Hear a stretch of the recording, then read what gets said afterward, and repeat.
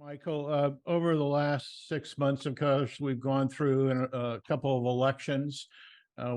Easton recently went through this a couple of weeks ago. There's just enormous amount of anxiety about the blueprints implementation. This is the state's 10-year program that's close to $8 or $9 billion. There's a concern that the counties who are going to be asked to pay for some of this are going to be finding it hard to find the money for a variety of reasons. And you've been watching state-county relations forever, and it would be great to get an overview from you on what the current situation is, and then maybe we could ask a couple more questions. Sure. I'm happy to, Dave. Thanks for having me on. And starting with elections is a great place to frame where we are right now. Almost all of our county officials just stood for election in last fall, and close to half of our elected membership are new to their roles in county governments. So that notion that, oh my gosh, the education commitment is an enormous and rapidly growing part of my county's budget is still washing over elected officials in county governments across Maryland right now. So you mentioned the education blueprint. That's a big, very ambitious, and I think noble plan to do right by our school children, passed by the state legislature and created as state policy sort of over a 10-year period. We're into, kind of depending on how you do the math, sort of 3 years of the 10-year rollout. And this is turning into the biggest issue that faces county governments, is how do you come up with the resources to meet this state funding mandate? It's a big challenge.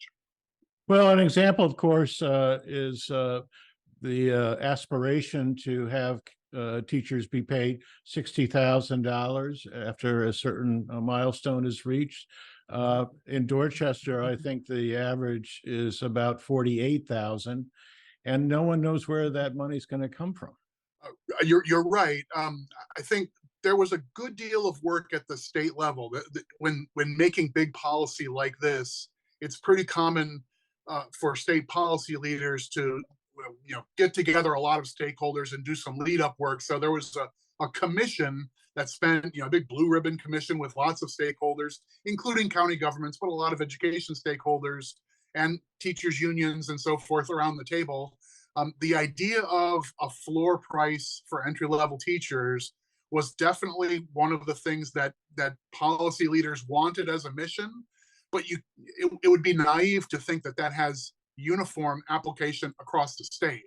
You probably can't hire a teacher in Montgomery County or Howard County in the higher income center of Maryland for $60,000 today. But in other parts of the state, there are lots of folks willing, a lot of credible certificated people who are ready to work at 48 or 54 or whatnot. So it's an uneven application, and it's not as simple as here's the mandate and here are the dollars that come with it. It's all baked into a big, complicated pie in the name of a multi-headed formula. And pardon me because I'm new to this topic, but that $60,000 figure you're throwing around, you said that's a state floor? Yeah, that's in the state law to bring, over the course of the next few years, to bring teacher salaries to a minimum of that $60,000 figure. The blueprint really has a series of funding formulas that basically say, with all the aspirations in the blueprint, there's a number of outcomes we want out of our schools. We want to see more resources go into schools that have concentration of poor kids. We know there are areas where we want to create that ladder for teaching profession, more opportunities for career and technical education. There's a whole wave of outcomes. And then along with it, the costs are built into a formula. And then in each county, based on the wealth of the county, it's sort of, there's a state share and a county share as a function of local wealth. So what's implied in the whole blueprint is, here's what the state thinks it's going to cost to get us there. We're going to do a 10-year phase in to get up to that full funding, and the counties and the state will share it in a proportion that's relative to the locals' wealth. So the state is putting more money into education step by step as part of the blueprint. The counties are being obligated to do the same. And what's the enforcement mechanism for that? I mean, say Dorchester County, where I'm at, if they just say, they shrug their shoulders and say, sorry, we don't have the cash. So then what? There's two parts to the answer. One is what's in law, and the second is what's in practicality. So in law, the bill actually says in the event that a county governing body doesn't appropriate enough money to its schools under the formula, and if you don't get a waiver, the State Board of Education can hear sort of, oh, we have an apocalyptic circumstance and they can grant a waiver. But other than that, if the county comes up short, the state has some direct leverage with income taxes. As you know, counties in Maryland get a good deal of their revenue through income taxes, but that's all collected by the state.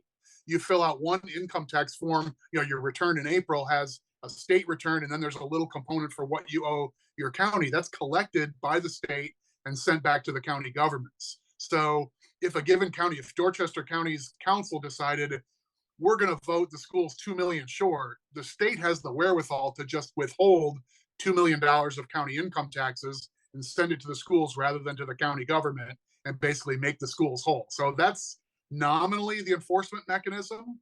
I think there would be... Yeah, politically, that sounds inconceivable to me. Hey, I represent county governments, so I'm duty bound to agree with you on a certain level, but I'm also a practical creature. County governments are creations of the state of Maryland. So as a practical matter, the responsibilities and duties that the county officials carry out are basically those that the state of Maryland has assigned to them. Said, under your charter in a place like Dorchester, or by your county commissioners under the code home rule or whatnot in various other jurisdictions, you do these things because we've asked you to do so. We've discharged that responsibility from the state to the county. So we are the smaller pieces on this chessboard, so to speak. So is it all stick, or are there any carrots here too in this blueprint? I think the carrots here are in the desired outcomes from our education system. And I'm the worst person to speak about this because our members are county governments and really don't have a role in things like curriculum and the sort of like developing mentoring for teachers or making decisions about where to focus services for kids who need more intensive wraparound services. The counties don't really decide this sort of stuff. But I think what brought the policymakers along was the idea of getting achievement for our kids to a higher tier, getting the overwhelming share of our kids who are college or career ready at the end of 10th grade, not 12th grade, enhancing more collaboration with community colleges and getting dual enrollment for late stage high school students, getting kids on track for career education if they're not focused on further academics.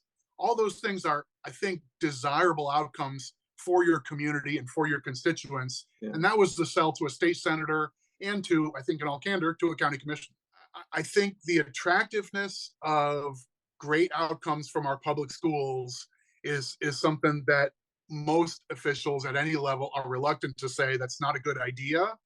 The notion that this plan was adopted without a clear path to where the funding from where would this arise? Is this going to be new taxes? Is it going to be cuts in other services? Is it going to be new tax revenue sources? Are we going to tax cannabis or other things like that? And that's going to be the main engine behind it. Those questions were largely unanswered when the state was adopting this plan. And there were some state legislators who said, I'm not comfortable not knowing how we're going to get from here to there. And I think there were a number of officials at the county level saying the same thing. But our group didn't come and pick it. We didn't oppose the bill. We showed up and said, we'd like to see more specificity. There are a number of counties that are going to be put under extraordinary pressure, and we want to make sure this process is sympathetic and flexible for them. We got pieces of things that we asked for, but not all of it. Kent County is the smallest county in Maryland, and the last commissioner meeting that I saw some video of, when they approach this subject, they pretty much just threw their arms up in the air because they're not seeing how they're going to get the revenue to meet the need. The math here can get super complicated, but at the sort of layperson's level, the big pivot is for each jurisdiction, the total number of dollars that the state envisions as mandated funding for that school system is basically out of one big formula. How many kids do you have? And in particular, how many kids do you have in some special categories where those kids we know are more expensive to teach and harder to reach? So that is pretty much uniform. But then the split between how much of that is a state obligation and how much of that is a requirement for the county to come up with, that is customized by each jurisdiction. And since you mentioned Kent, they're a bit of an anomaly, and it's a little counterintuitive. So if you live in Kent County, you know that a sizable share of kids in the public schools in Kent County are from families where they're like eligible to get a free lunch. They're relatively low income families. It's a relatively low income jurisdiction.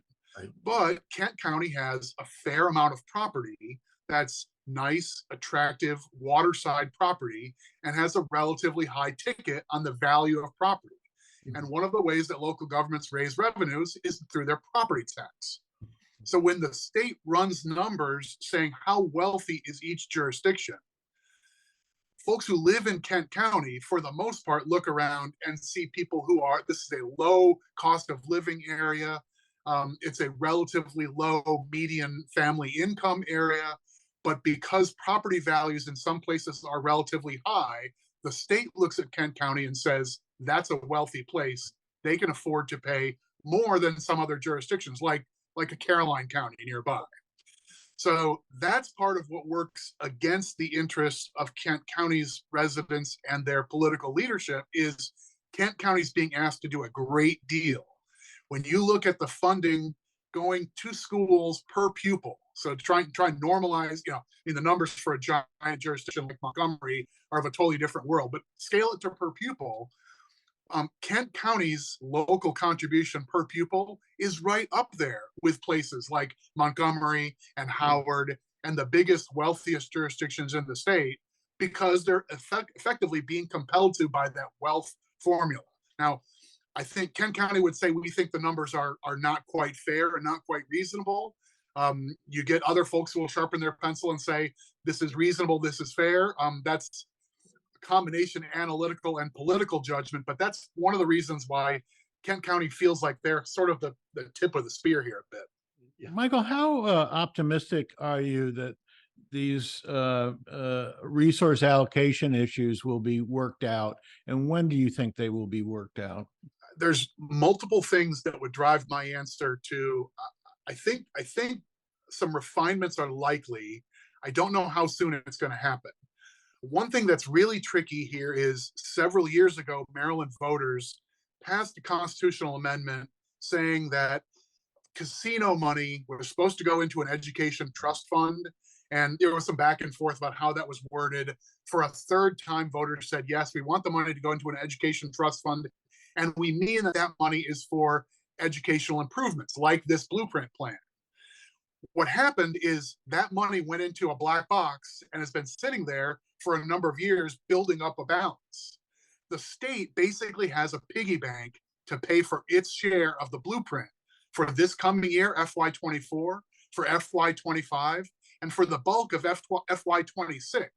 So it's almost like the state isn't feeling the pinch of this expensive plan yet, but the counties are. The counties don't have the casino money. The counties don't have a separate set aside money that can take care of these extra dollars. So Kent County's already feeling it this year. Lots of jurisdictions are already raising taxes, cutting services, or dipping into reserves right now to cut this year's budget. So we're feeling it. The state isn't quite yet. So that would lead me to think maybe it'll be a couple of years before state policy leaders, sort of feel the hot foot, right? The one asterisk I'd put on that is a couple of our biggest jurisdictions, Baltimore City and Prince George's County, lots of their senators and delegates voted for this plan and really got behind supporting their schools, but their local jurisdictions are just like Kent County. They're being asked to do a ton more. They're like turning over the couch cushions looking for how to make this year's budget work. And if there's difficulty in implementing it locally at a couple of the big jurisdictions where the yes votes came from in the state legislature, maybe that can be its own motivation for a relook. I don't think Maryland's looking to abandon the whole plan, but if it may be like, how do we make the next few years manageable? That might be on the minds of some folks in Annapolis, I think. You had a really good analysis of Kent County. How does a county like Dorchester fit into the grand scheme of things here? I can tell you, I know Dorchester is among the jurisdictions who already is feeling this squeeze. So there are some counties who their level of funding today is already higher than their share of the phased in blueprint. So I was in Frederick County a week or two ago meeting with the Frederick County Council, and they're not quite feeling it yet. Now they've got rapidly growing enrollment in their schools, so they've got their own school funding crunch. Dorchester is already at the point where what the state is saying, your share of the plan is more than you've been doing, so step it up. So what that means is in a typical county, I don't know off the top of my head what the share is, but in a typical county budget, something like half of your entire budget goes right to K through 12 education. And if the state is saying you got to come up with 6, 7, 8% more for that half of your budget, and your tax base is only growing by 2 or 3 or 4%, which is about where we are, then you end up having to dig into the rest of your budget and say, okay, for our ability to provide sheriff's deputies, to fill potholes, to provide parks, all the other things that we do in the rest of the county budget, we either have to trim that stuff back or we have to go to the tax rate and find more revenues. Neither of those are super palatable, but that's where I think the political leaders in Dorchester County find themselves this year, but you map out the next 7 years, each year is going to be another step up on that stair step. Michael, what are you telling your members at this point about the blueprint? What, as we go into another budget season? So we're at the time of year where our organization is asking our members, our elected officials, and our managers and county governments, what should our association be focusing on for the next political cycle? We're getting ready for next January already, and we're going to hear all spring from jurisdictions say, we just barely made it through this year's county budget, and I can't fathom how we're going to make it work in the spring of 24 and the spring of 25. Our budget forecast is revenues are only growing this much, expenditures are growing that much. How do we possibly make that work? So I've got sympathy for that point of view. It's my job, like to some degree, our organization tries to represent their voice in Annapolis. There are an awful lot of leaders in Annapolis, senators and delegates, who ran on, I supported education. I was for the blueprint. They stood for election last year, and they're back in office as senators and delegates with the support of their constituents. So doing right by the schools is a popular move politically in Annapolis. How to get there is sort of a collective, difficult job to assemble. So we'll have counties who say, we need this to be relaxed, we need this to be slowed down. I advise caution on that front. Let's look for flexibility, let's look for some realism, but asking Annapolis to about face and say, let's abandon this goal, I don't think is the message that's going to land in the State House. The other interesting thing I came across in the last census was that the average age in Kent County is over 65 is 27%, and the Maryland median for over 65 is 16.3%. So that's kind of, I don't know if that's a relatively important ingredient in your algebra. But it's certainly an important number in the political algebra, right? Setting aside the statute and setting aside formulas and so forth, the share of property owners who are less likely to have children in the public schools creates a political dynamic for saying it's time to go to those property owners and ask for more money for the schools. So right. That's just ABC political analysis, but hey, you get what you pay for here. Yeah. Well, this has been really helpful. Thank you so much for doing this on a summer Friday.